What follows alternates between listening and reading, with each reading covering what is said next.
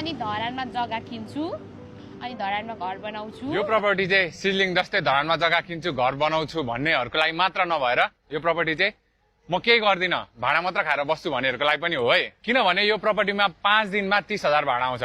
तर कसरी भन्न चाहनुहुन्छ भने यो भिडियोलाई अन्तिमसम्म हेर्नु होला। प्रपर्टीको लोकेसनको कुरा गर्नु पर्दाखेरि चाहिँ यो प्रपर्टी चाहिँ हाम्रो चुम्लुङको लाइनमा पर्छ। चुम्लुङ यो हो भने चुम्लुङको गेट त्यहाँ छ र हाम्रो प्रपर्टी चाहिँ ठ्याक्कै चुम्लुङको अगाडि यहाँनेरि छ। यो घडेरीको मुखको कुरा गर्नु पर्दाखेरि दुईटा मुख भएको यो शुभ घडेरी पूर्व र उत्तरतर्फ फर्केको छ र पूर्वतर्फको मुख 30 फिट छ भने उत्तरतर्फको मुख 34 फिट छ। यो प्रपर्टीको एरिया भने 6.5 दूर छ जुन एकदम पर्फेक्ट साइज हो to keep up with your budget. अब धरान जस्तै ठाउँमा प्रपर्टी खोज्दै आउनु भएको छ। त्यसले गर्दा हस्पिटल यहाँ छ, स्कुल यहाँ छ, पानी बिजुलीको सुविधाको बारेमा त कुरा गर्नै पर्दैन। डेफिनेटली यो कुराहरू त भइहाल्छ धरानमा। 5 दिनमा 30,000 भाडा चाहिँ कसरी आउँछ भने हाम्रो प्रपर्टी चाहिँ चुम्लुङको ठ्याकै अगाडि छ र हाम्रो चुम्लुङ भवनमा चाहिँ विभिन्न जातिहरूको प्रोग्रामहरू भइरहेको छ र लिम्बूहरूको चासोक जस्तै यहाँनिर धेरै प्रोग्राम हुन्छ।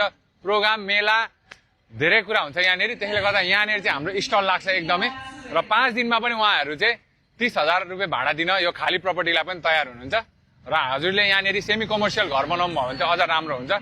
यहाँनिर धेरै मान्छेहरूको फ्लो पनि भइरहेको छ। यदि राम्रो सबैतिर बाटो खुलेको आकर्षक घडेरीको मूल्य र थप जानकारी जान्न चाहनुहुन्छ भने दिएको नम्बरमा सम्पर्क गर्नुहोला।